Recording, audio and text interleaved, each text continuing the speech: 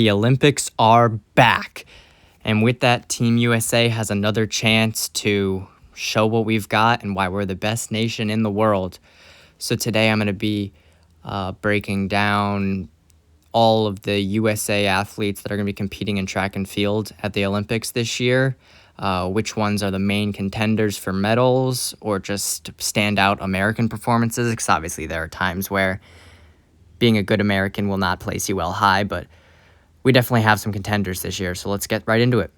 Starting off first in the 110-meter hurdles is Grant Holloway. He is definitely a contender for a medal, if not a gold medal, at the Olympics this year. He's been dominant all year and in the past years, and he's definitely one of the top guys to look at in the hurdles. Moving over to the shot put, you got Ryan Krauser and Joe Kovacs, who are both going to Paris. They're the main contenders for the United States. Both have been in contention for world championship medals and Olympic medals in the past, Krauser being the two-time defending Olympic champion, and Kovacs coming off silver in Tokyo. It was Tokyo.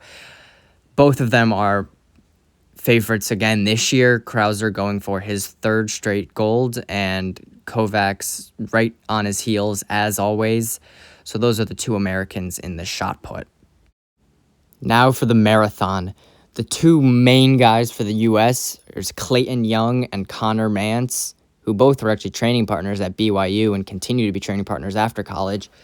They dominated in the Olympic trials, going 1-2, making it look easy, and they're going to try to repeat that again in the Olympics. This is one where they won't be main contenders in the Olympics, but they can definitely do very well for themselves and for the United States, just maybe not contend for a medal, but they're still phenomenal.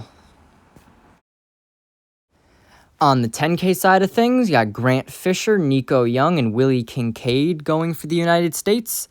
Grant Fisher is always dangerous, more so in the 5K than the 10K. The 10K is dominated more by the Ethiopians and Kenyans, so they won't do as well in this event as in the 5K, but Grant Fisher definitely has the possibility to place in the top 5, I think. Nico Young in the future will be really good. He is young now, but I think next Olympics will be his one to go for. Speak of the devil, here he is again, Grant Fisher, yet again leading the Americans in the 5K. This is the one where I think he has a possibility to contend for a medal. If he plays his cards right, I think he is a dangerous threat in the 5K. Probably the only American who has a chance to medal, but like I said in the 10K, he is strong and he is ready to go. Doubling the 10K and the 5K at the Olympic trials was super impressive, and I think he can do it again in the Olympics. In the 1500, it's Cole Hawker, Yared Nuguse, and Hobbs Kessler. Hawker was in the Olympic finals in the 1500 at Tokyo, and he placed very well. Nuguse right now is probably the best American 1500 runner. He is in contention for a medal, I think. If he has a good race, I could see him getting top 3. Hobbs Kessler, similar to Nico Young, is very early into his career, and I think maybe next Olympics will be the one where he can truly dominate, but it is great for him to be here now and get that experience. But the two to look at here are obviously Yared Nuguse and Cole Hawker. The two main guys for the 800 are Bryce Hoppel and Hobbs Kessler. Like I said, in the 1500, Hobbs is a little young and early into his career, but he is still definitely a threat.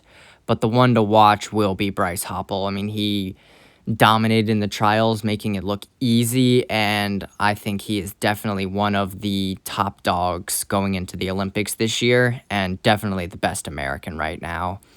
I mean, he dominated in the trials. It wasn't even close. So Bryce Hoppel and Hobbs Kessler are the two to watch.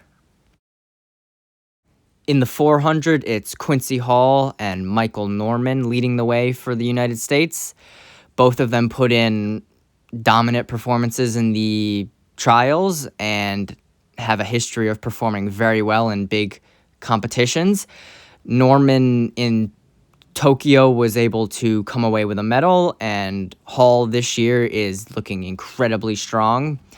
Both of them can contend for medals, and U.S. sprinting is definitely going in the right direction. The last decade wasn't very strong, but we are definitely some of the best in the world right now for sprinters, which is great to see after a period of a little bit subpar performances, but we're back.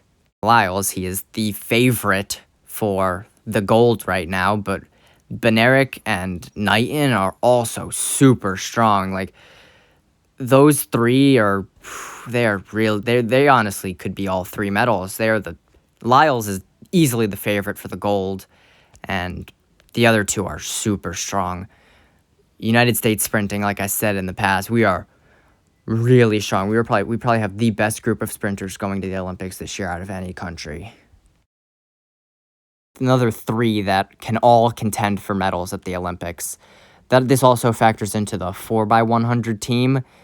We're probably going to win that one also. We very strong sprinters right now. Noah Lyles is leading the way, and it is a star-studded group of guys going to Paris this year.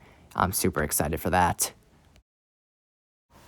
All right, now that you've met the team, I hope you're as excited as I am for the Olympics starting in next week. I know the Olympics started yesterday, but track doesn't go till the second week, so this is just build up your excitement for it.